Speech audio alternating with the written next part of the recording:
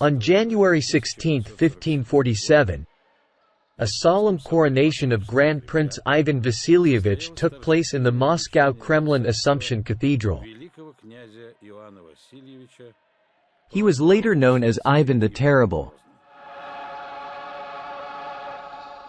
The textbook history of this Tsar's reign is known to almost everyone.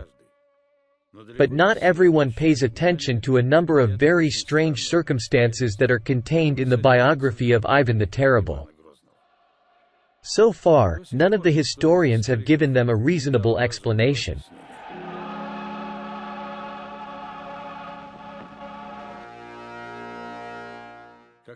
Usually, all the strange and unusually cruel actions of the Russian autocrat are explained by his pathological cruelty and mental illness. In this film, we will try to find out if this was really the case.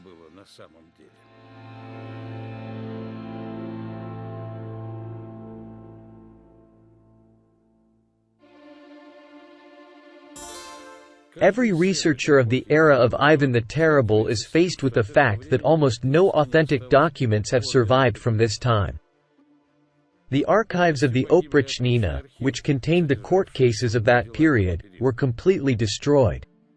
It is no secret that the preservation of Russian archives and libraries of the 16th century is the worst in all of Europe.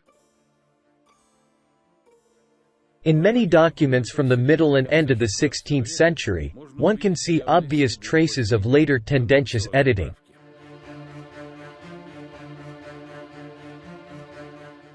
For example, the Regal book, which is part of the Illustrated Chronicle of Ivan the Terrible, contains many errors and insertions of a polemical or journalistic nature.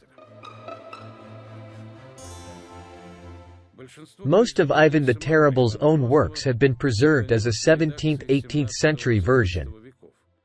That is, the time of the Romanovs.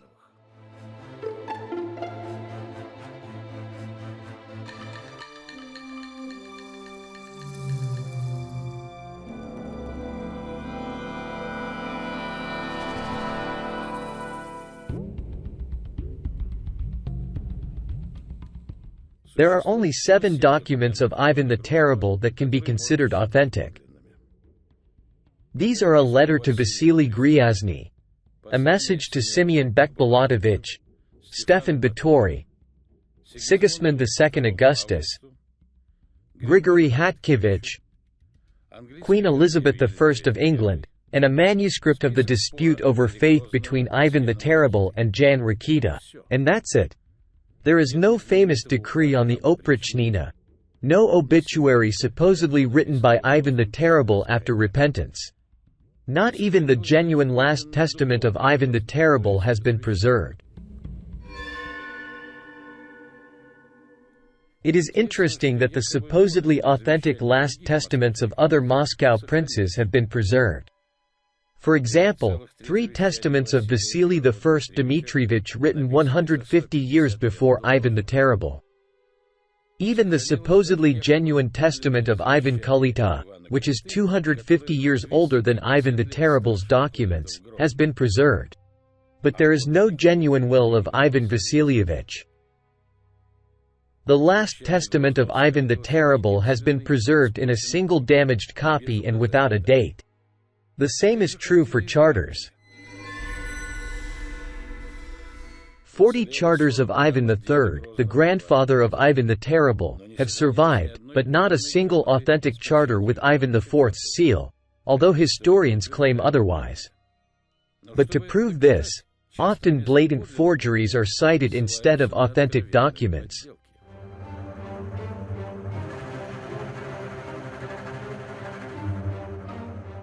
Historians call this document the Charter of Ivan IV. An authentic document should have an authentic seal.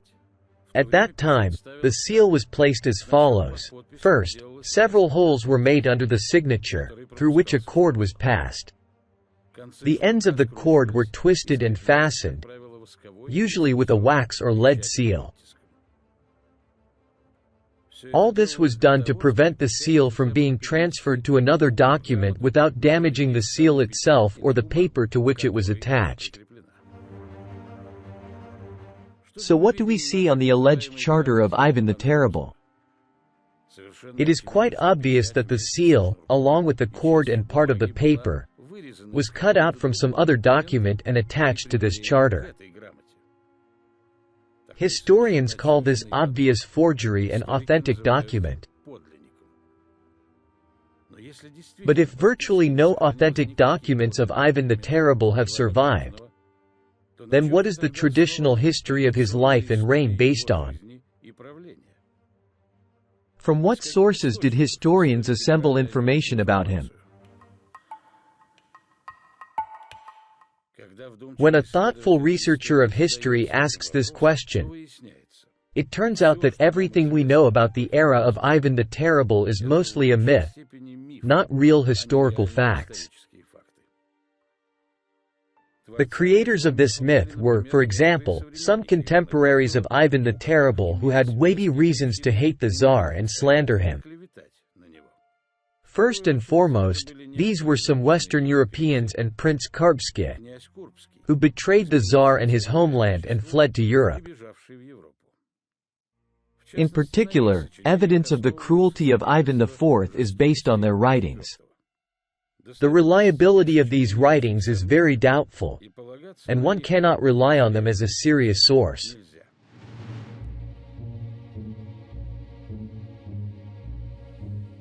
It is believed that Karbsky was a direct descendant of Rurik and Prince Vladimir through the senior line, while Ivan the Terrible was of the junior line. It's understandable that with such a lineage, Karbsky was a contender for the Russian throne, but he only received the Grand Principality of Yaroslavl.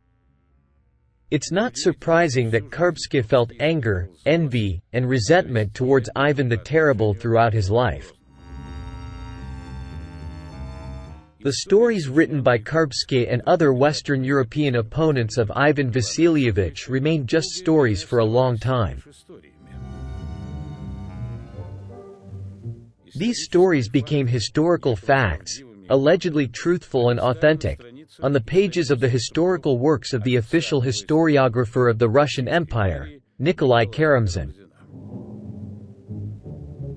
While writing the official version of Russian history upon the order of the ruling Romanov family, Karamzin paid special attention to the era of Ivan the Terrible. In June 1814, in one of his letters to Alexander Turgenev, he wrote, "Without a chapter about Ivan the Terrible, my story will be like a peacock without a tail." And Karamzin painted this very tale with the darkest colors. It was in his multi-volume work titled History of the Russian State that the era of Ivan the Terrible appeared as a dark Middle Ages and a shameful stain on Russian history. Thanks to Karamzin's efforts, the image of Ivan the Terrible as a bloody monster prevailed. And it's not surprising. As the famous Russian historian Nikolai Dmitrievich Talberg wrote, Karamzin literally hated the terrible Tsar. At the same time, Karamzin bowed before Western European tyrants, some of whom he met during his travels in Europe. For example, he admired Napoleon, and Robespierre evoked reverence in him. Many serious researchers of Karamzin's history argued that it was more of an artistic interpretation of events than an impartial historical analysis. And yet, this artistic interpretation became the official version of Russian history.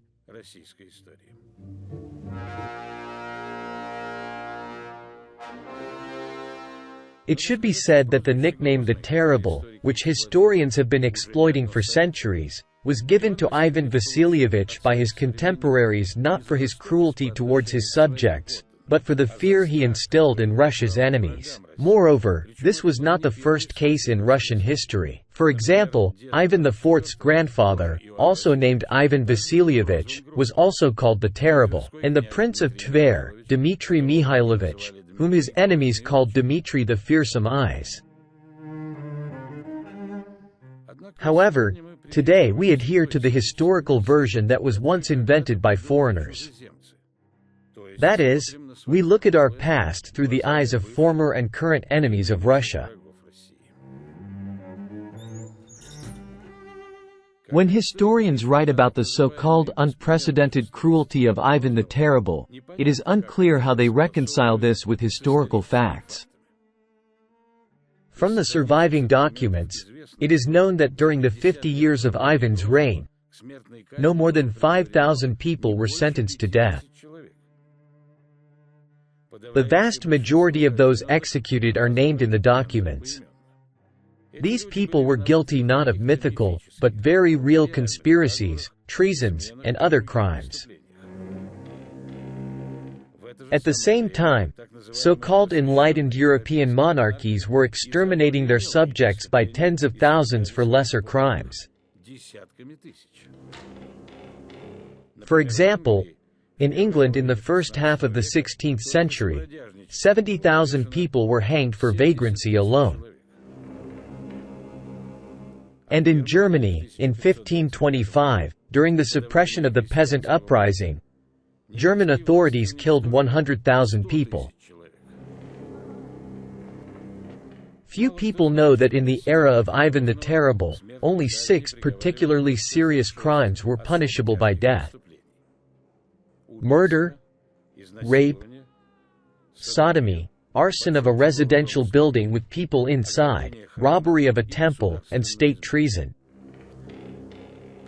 And during the reign of the Romanovs, this figure increased by tens of times. For example, under Alexei Mikhailovich Romanov, capital punishment was already imposed for 80 types of crimes, and under Peter the Great, as many as 120. However, despite these facts, historians to this day continue to reinforce the myths about Ivan the Terrible, invented by Karbsky and his like-minded people. There are many scholarly works dedicated to the era of Ivan IV, but these writings, like the works of Karamzin, should be considered more as literary works than serious factual research.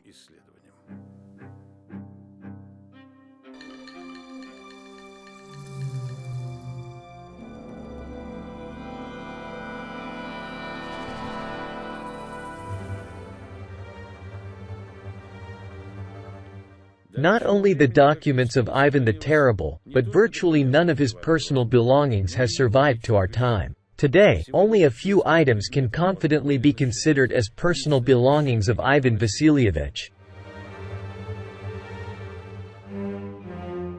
One of them is the throne of the Terrible, completely covered with carved plates made of ivory.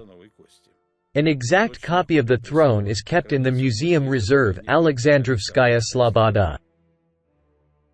It is believed that the throne was made in Europe specifically for Ivan IV, and then brought to Moscow.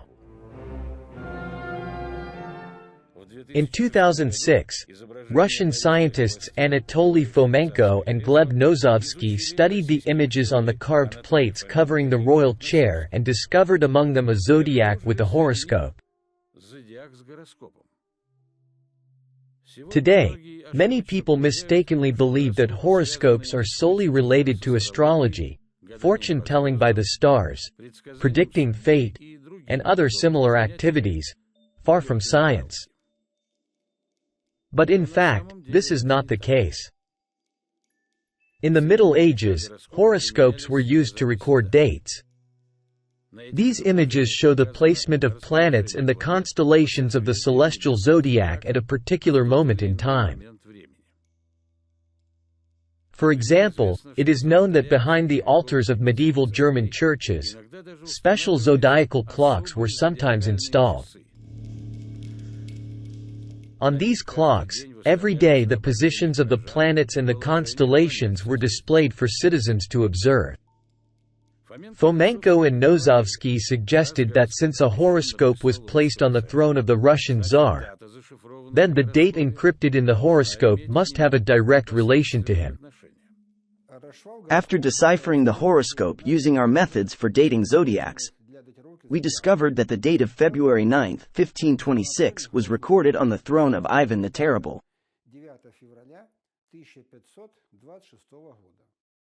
At first glance, this does not fit with his standard biography. We know from official history that the dates of Ivan's life are 1530 to 1584.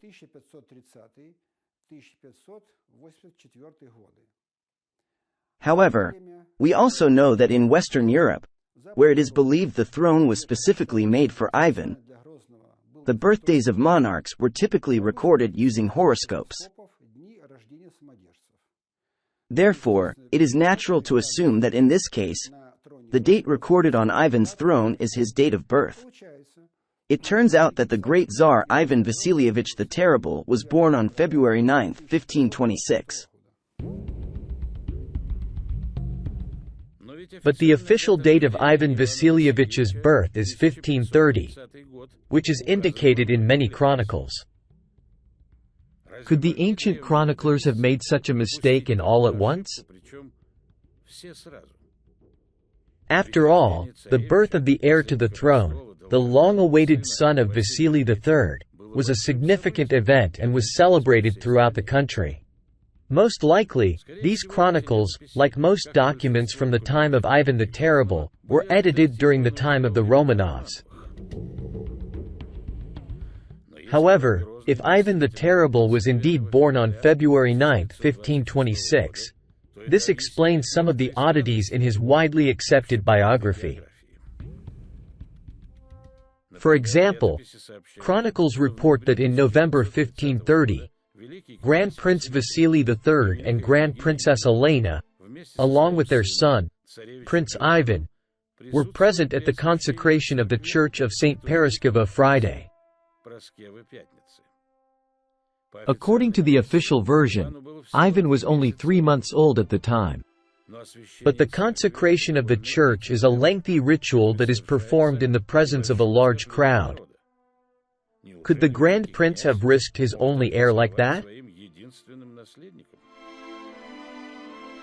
However, if the prince was born in 1526, then he would have already been 4 years old at that time. It is not surprising that his parents took him with them. After all, 4 years old is the beginning of a child's conscious age, when their worldview begins to form.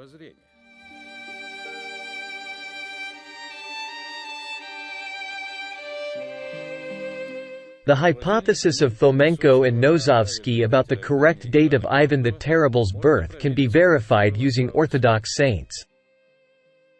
It is known that in Russia, when a child was baptized, they were given not a random name, but the name of a saint whose memorial day was close to the infant's birthday.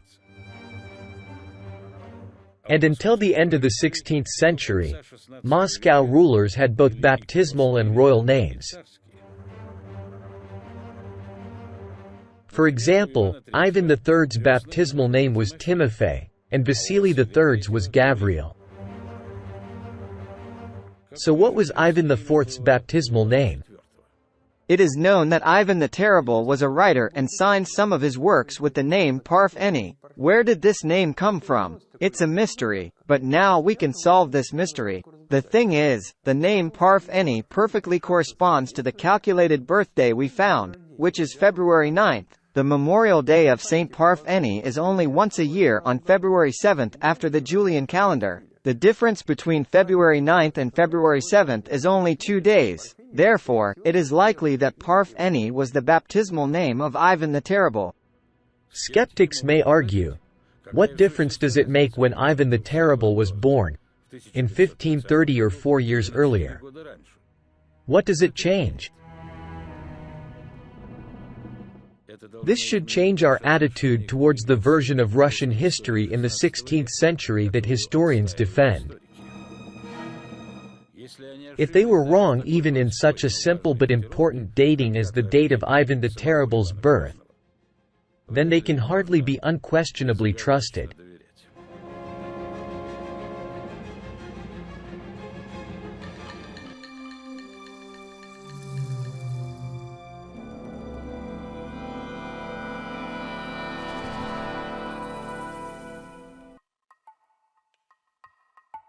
The decryption of the zodiac on the royal throne is not the only result of the research into the era of Ivan the Terrible conducted by Anatoly Fomenko and Gleb Nozovsky. The study of this period in Russian history occupies a special place in their research work. They have noted that the traditional biography of the Russian autocrat contains a large number of anomalies and contradictions.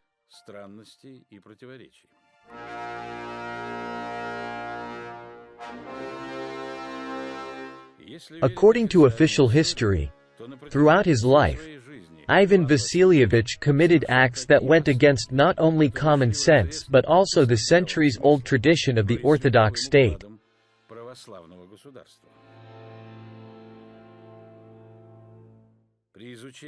When studying the different periods of Ivan the Terrible's rule, one gets the impression that for 50 years, not the same person but completely different people were on the Russian throne. Their actions were so contradictory and inconsistent. Nothing like this has ever happened before in Russian or world history.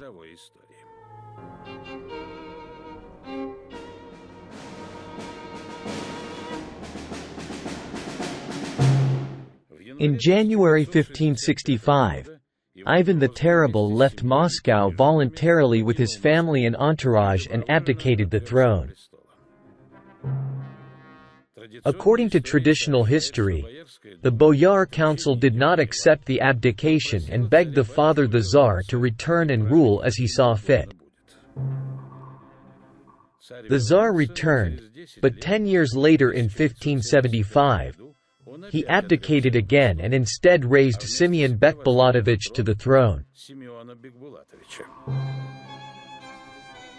As usual, Simeon's coronation as Tsar took place in the Assumption Cathedral of the Kremlin. However, he only reigned as Tsar for 11 months because in 1576, Ivan Vasilievich changed his mind again and returned to the throne. Thus, according to the traditional version of history, Ivan the Terrible abdicated twice and returned to the throne twice.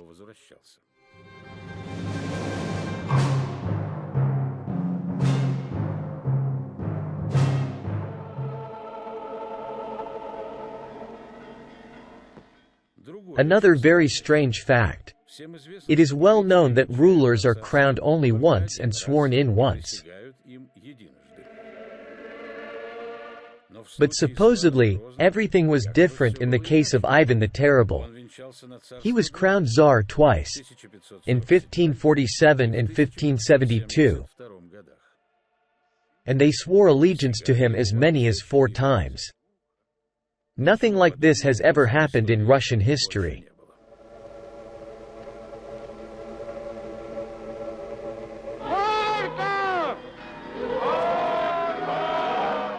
And the story of Ivan the Terrible's numerous wives is completely unthinkable for a Christian state of the 16th century. As is well known, according to the laws of the Orthodox Church, a person can enter into marriage no more than 3 times. If God takes away the first, second, and third spouse, then one must remain a widower for the rest of one's life. But even a third marriage is allowed by the Church as the utmost indulgence. However, as historians write, the Orthodox Tsar Ivan the Terrible scorned the laws of the Russian Church and married as many as 7 times, not at all caring that children born in unlawful marriages would not have a legitimate right to the throne. Historians generally explain all these strange actions of the Russian Tsar as a severe mental illness of Ivan IV. In our film, however, we will consider another version proposed by Anatoly Fomenko and Gleb Nozovsky.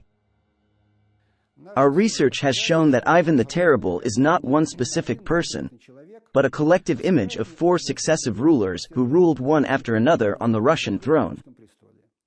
Later, when the Romanovs created their version of ancient Russian history, they combined all 4 under one collective name of Ivan the Terrible.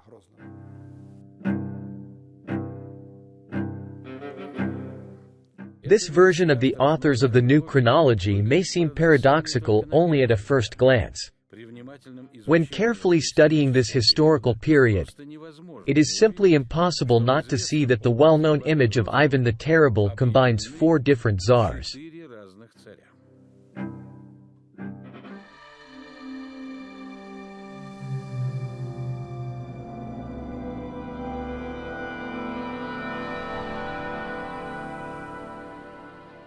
The first Tsar of the era of Ivan the Terrible was Ivan Vasilievich IV himself. His reign lasted no more than 6 years, from 1547 to 1553.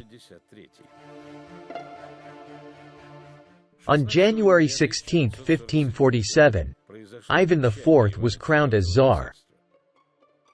Just a month later, on February 13, his wedding took place with Anastasia Romanova, the daughter of the courtier Roman Zacharian, the progenitor of the future Romanov Tsars.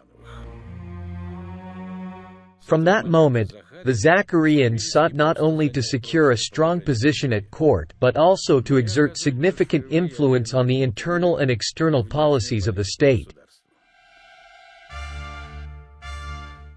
However, in 1547, a court political party was formed around the young Tsar, led by the proto-priest of the Annunciation Cathedral, Sylvester, and Alexei Fedorovich Audashev.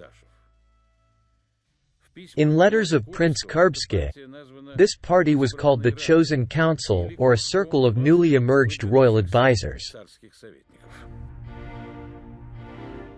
Audashev was by the Tsar's side during the famous Kazan campaigns, including in 1552, when the most significant event of Ivan IV's reign took place, the capture of Kazan by Russian troops. For many years this victory was for the Russian people a sacred symbol of the defense of Russia and Orthodoxy. The special position of Sylvester and Audashev at Ivan Vasilievich's court caused them to have many enemies, and the main ones were the Zacharians, the relatives of Tsarina Anastasia. This enmity was particularly evident in 1553, during the severe illness of Tsar Ivan. Sensing his imminent death, he ordered the boyars to swear allegiance to his only son, Prince Dmitry, and appoint a council of guardians since the Russian throne heir was only 5 months old. Крест целуйте сыну моему Дмитрию. And at that moment discontent began among the boyars. The highest nobility, the noble boyars, understood that in the event of the Tsar's death, power would most likely end up in the hands of the Zacharians, who would become the de facto regents for the young Tsar. They were more willing to swear allegiance to the Tsar's cousin, Vladimir Staritsky, just to prevent the Zacharians from coming to power.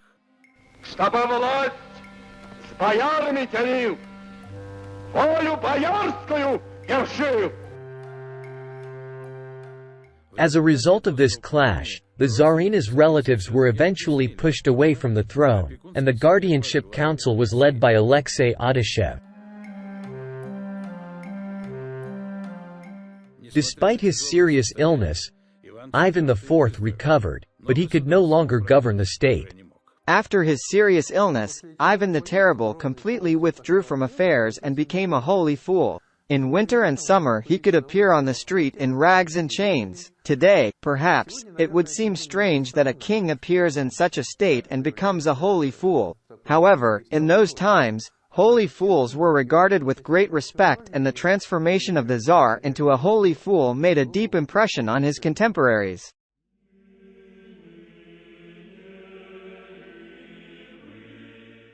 Moreover, even before his illness, the Tsar showed great piety. For example, English visitors to Moscow at that time were amazed by the habits of the Russian ruler.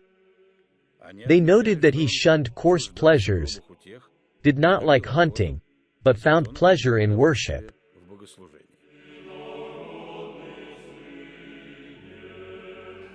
Apparently, the great Tsar Ivan Vasilievich the Terrible and the famous holy fool Basil the Blessed are actually the same person.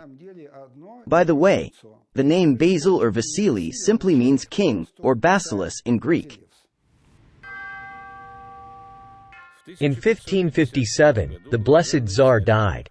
His death was noted in the official records of the Razryadny Prikaz, i.e., administrative office in charge of higher military and civil administration personnel. It is known that Basil the Blessed was buried with a huge gathering of people, and it's not surprising. They buried not just a holy fool, but a former king. Basil was buried in one of the domes of the Pokrovsky Cathedral. Despite the fact that each of the 9 domes of the Pokrovsky Cathedral has its own separate name, people still call it the St. Basil's Cathedral. By the way, the calendar of saints mentions not only Basil the Blessed, but also Ivan the Blessed, the Moscow miracle worker, about whom almost no details are known.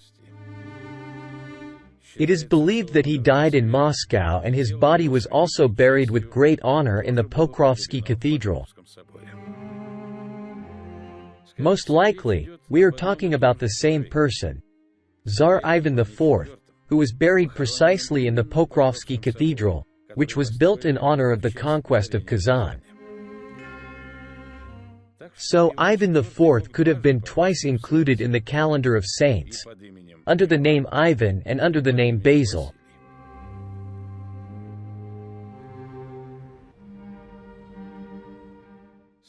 The most reliable and earliest surviving image of Ivan IV the Terrible is considered to be the Copenhagen portrait, which is kept in the National Museum of Denmark in Copenhagen.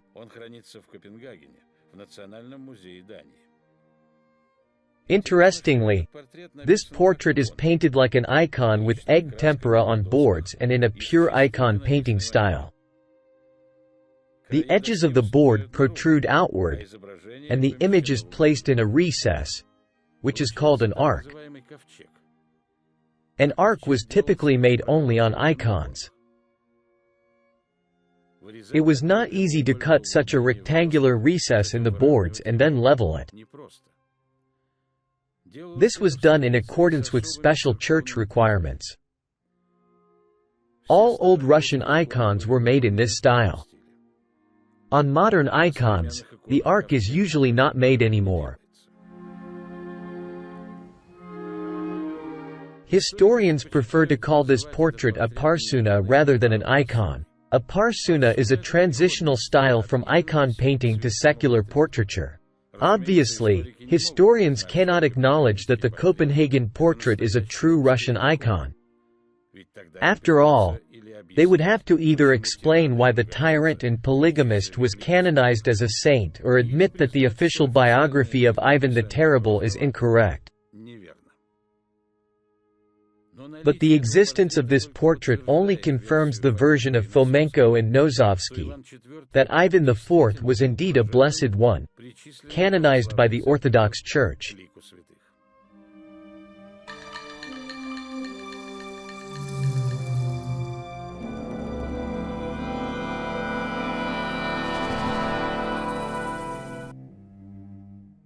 In October 1552, Tsar Ivan IV and Tsarina Anastasia gave birth to their first child, Grand Prince Dmitry.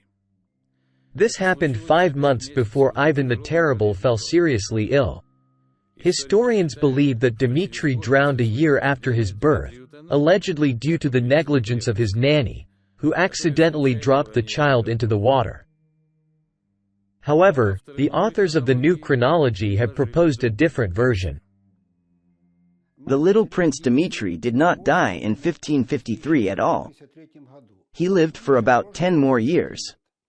During this time, the chosen council ruled on behalf of the underage prince. At its head were Adashev and Sylvester. Official history states that from 1553 to 1560, Adashev constantly lived in Moscow, accompanying the sovereign everywhere, including in military campaigns. Historians explain this by the close friendship between Adashev and Tsar Ivan IV. But such behavior by the leader of the court party is more like guardianship than friendship. Most likely, we are not talking about Ivan IV, but about the underage Tsar Dmitry. Adashev was always next to him. He rarely left Moscow because at that time he was the de facto ruler of the state. The child king, of course, did not participate in military campaigns. But all wars were fought on behalf of the Tsar, so Adashev's presence in the army was equivalent to the arrival of the sovereign. Another fact suggests that Adashev performed royal functions for the underage Tsar Dmitry. In those years, the first prikhazes were created in Russia, institutions that managed separate branches of state life. However, they were initially called izba, that is house, rather than prikaz. Adashev was in charge of the supreme control body, the petition izba. This institution accepted petitions addressed to the Tsar and conducted investigations on his behalf. Adashev personally participated in making decisions on each case. This would have been entirely natural if the throne were occupied by a child Tsar. But it is entirely unclear why Adashev had such concentrated power in his hands if Ivan IV was still on the throne.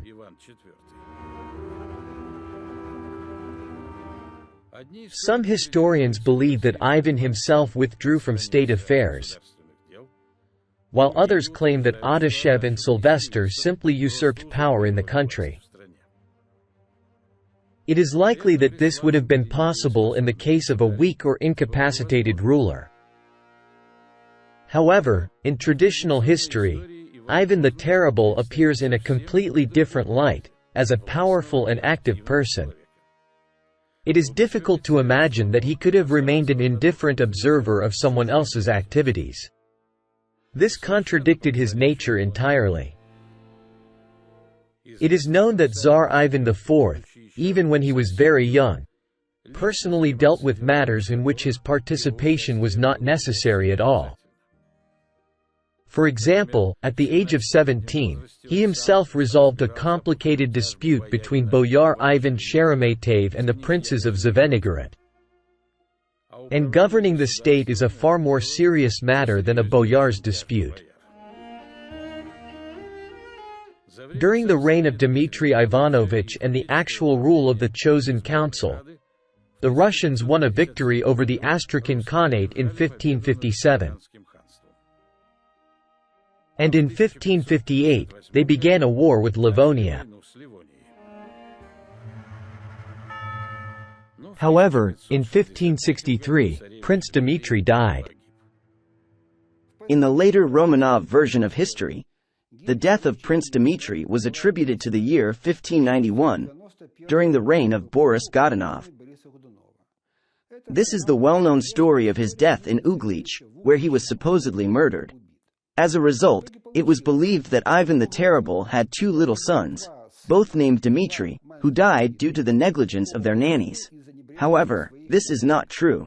In reality, Ivan the Terrible had only one son named Dmitry. After Dmitry's death in 1563, serious changes began to take place in the country.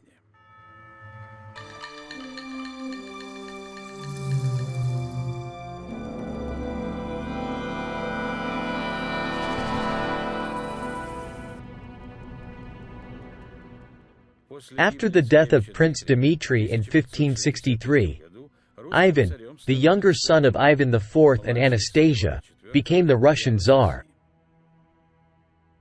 At that time he was about 10 years old. While Dmitry was being raised by his guardians, led by Adashev, Ivan was surrounded by his mother's relatives, the Zacharyan Romanovs. Therefore, after Dmitry's death and Ivan's ascension, there was not just a change of ruler, but a virtual coup d'état took place in the country. The power entirely fell into the hands of the Zacharians. The chosen council was removed from the throne. Sylvester was forced into monkhood and sent to Kirillo-Belozersky Monastery and then further to Solovki. The Adashev brothers were sent to the Livonian War. But in October 1560, Alexei Adashev's properties were signed over to the sovereign, practically in favor of the Zacharians, and he was imprisoned. The Zacharians launched a ruthless manhunt, resulting in the extermination of all the Adashevs and their closest relatives. The Zacharians did not spare even the children of the Adashev clan.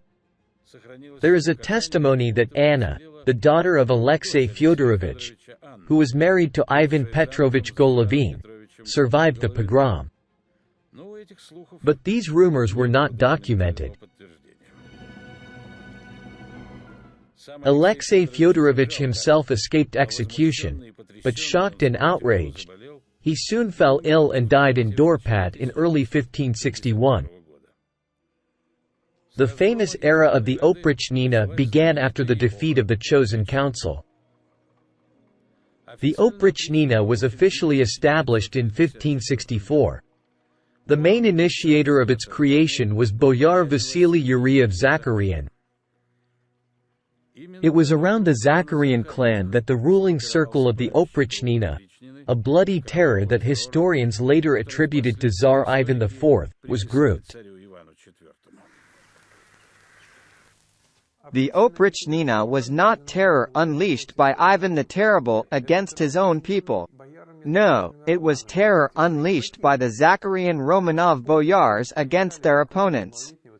Taking advantage of the fact that they became guardians of the young Tsar, the Zacharian Romanovs began to destroy the old Russian nobility, since all the old Russian nobility belonged to their opponents. To put it in modern terms, the Romanovs were pro-Western people, expressing the interests of the West. And their opponents were people who fought for their homeland, for Russia. And the Oprichnina they unleashed was essentially the beginning of a civil war that engulfed Russia at that time and the beginning of the time of troubles, which eventually led to the destruction of the old Russian dynasty and the collapse of the great medieval Russian Empire. Starting in 1563, intensive work began in Moscow on writing Russian history, or rather rewriting it. Even official history does not deny this. The heyday of Moscow chronicles falls on the 1560s and ends in 1568.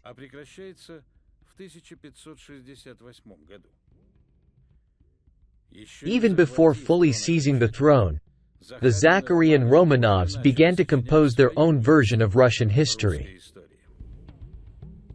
Interestingly, the fate of the commissioned people who led the compilation of the chronicles was tragic. After the work was completed, many of them were executed.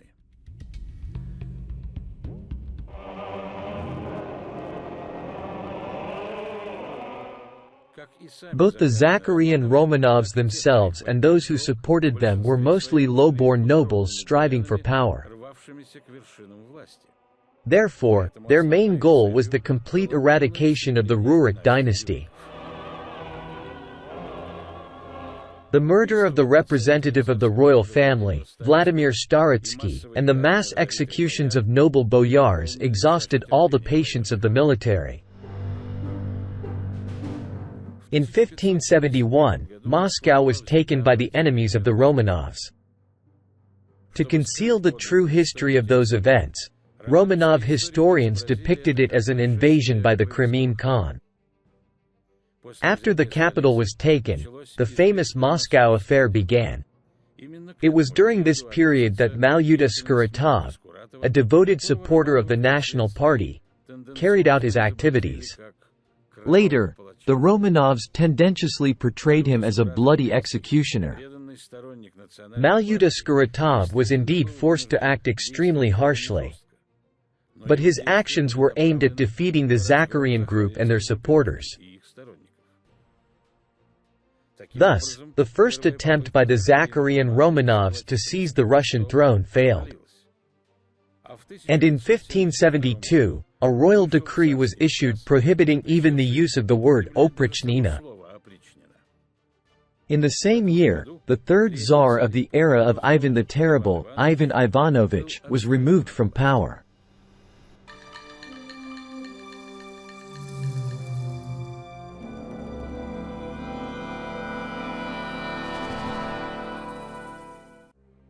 According to traditional history, in 1575, it is alleged that Ivan the Terrible abdicated for the second time and placed Tatar prince Simeon Bekbulatovich on the throne.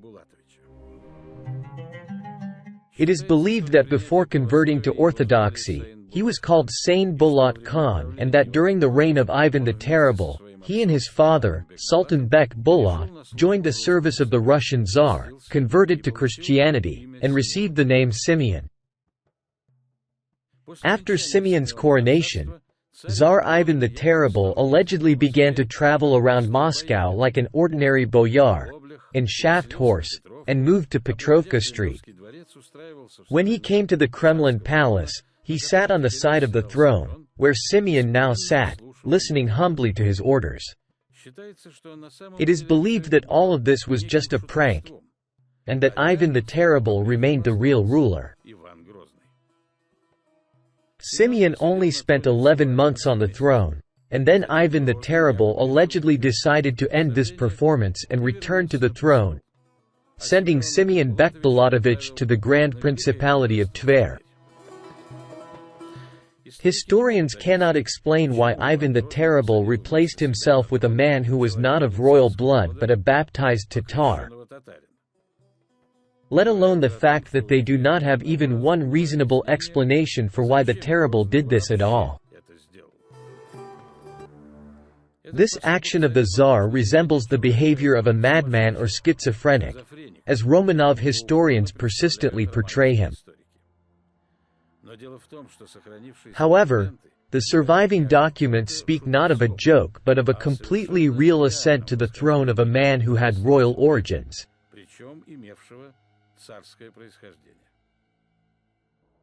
Simeon was a true Tsar. He was the fourth Tsar of the era of Ivan the Terrible. By the way, he ruled not for just 1 year, as is commonly believed, but for significantly longer. In 1572, young Ivan Ivanovich was effectively deprived of power. 3 years later, in 1575, he was forced to formally abdicate in favor of the new Tsar, Simeon. Thus, a Tsar of the Horde dynasty ascended to the throne. This was by no means some alien Tatar Khan, but a genuine Russian Tsar of the Rurik dynasty. Therefore, Simeon ascended to the throne after the defeat of the Romanov Zacharian clan. Simeon was most likely the son of Ivan III, and his name was originally Simeon. Upon ascending the throne, he received a new name, Ivan. It should be noted that for a long period in Russian history, Tsars had names Vasily or Ivan. Vasily simply meant Tsar or Basileus in Greek. It is believed that Ivan III's son Simeon Ivanovich, the Grand Prince of Kaluga, died suddenly in 1518 at the age of 30. Strangely, the circumstances of his death are practically unknown. Most likely, written sources describing the life of Simeon Ivanovich, like most documents of that time, were edited during the Romanov era and cannot be fully trusted.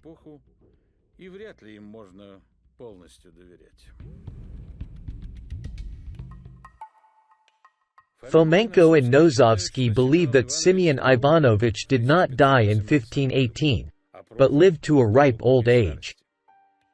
By 1572, he would have been around 80 years old, which coincides with the description of Ivan the Terrible of that time.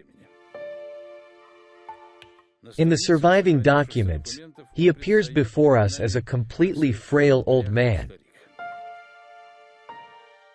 Even if historians were mistaken about Ivan IV's date of birth and he was actually born 4 years earlier than the accepted date, he would have been no more than 50 years old in 1575.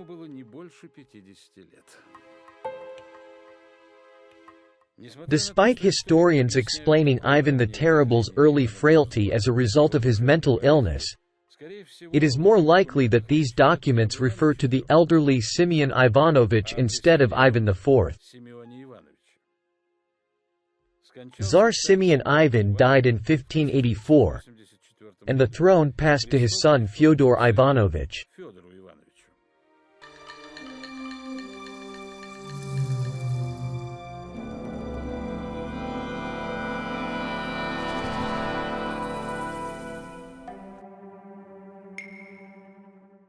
According to the authors of the New Chronology, Anatoly Fomenko and Gleb Nozovsky, the era of Ivan the Terrible should be divided into periods of the reign of 4 Tsars.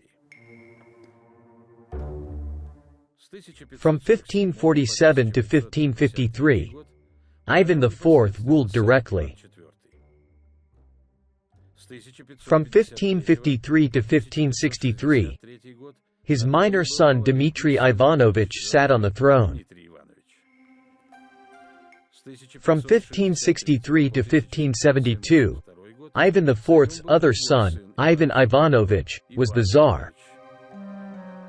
And finally, from 1572 to 1584, Simeon Ivanovich, the uncle of Tsar Ivan Vasilievich IV, was on the Russian throne. However, for the boyars of the Romanovs, who seized the throne in the 17th century, it was necessary for only one of the 4 Tsars, Ivan IV, to remain in history. This is because after the death of Tsar Ivan Ivanovich and the ascension of Simeon Ivanovich to the throne, 2 dynastic branches emerged. The first is the descendants of Ivan IV and Anastasia Romanova, raised by the Zacharyan Romanovs. The second branch is the descendants of Simeon Ivanovich, that is, his son Fyodor Ivanovich, then the son of Fyodor, known as Boris Godunov, and his children. For the Romanovs, the second branch was not only unnecessary, but also dangerous. Therefore, Romanov historians later invented tales about foreigners on the Russian throne. The Tatar prince Simeon Bekbulatovich and the low-born boyar Godunov. It was necessary for the Romanovs that the information in Russian history only remained about the branch descending from Ivan IV and his wife Anastasia Romanova, because the relationship with Anastasia somehow justified their claims to the Russian throne.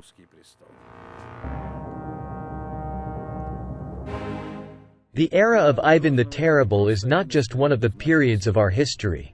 It is the time of the flourishing of the Russian Empire, the time of the triumph of Russian weapons and Orthodox faith. It was during this era that Russia reached its highest level of development and power.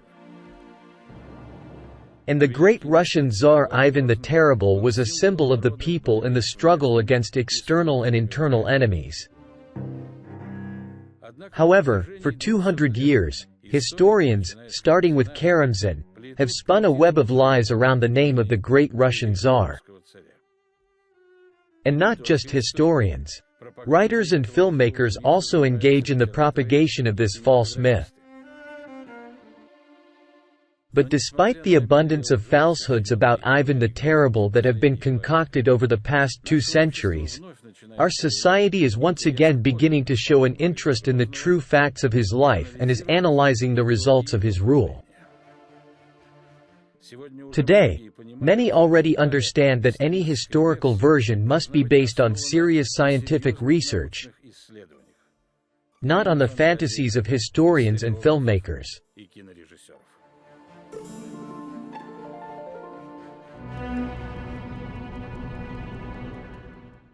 One of the darkest and most contradictory periods in Russian history is the reign of Boris Godunov and false Dmitry. Traditional history assures us that both were accidental people on the Russian throne. According to historians, First Godunov, and then false Dmitry, usurped power in the country without having any legitimate rights to the Moscow throne.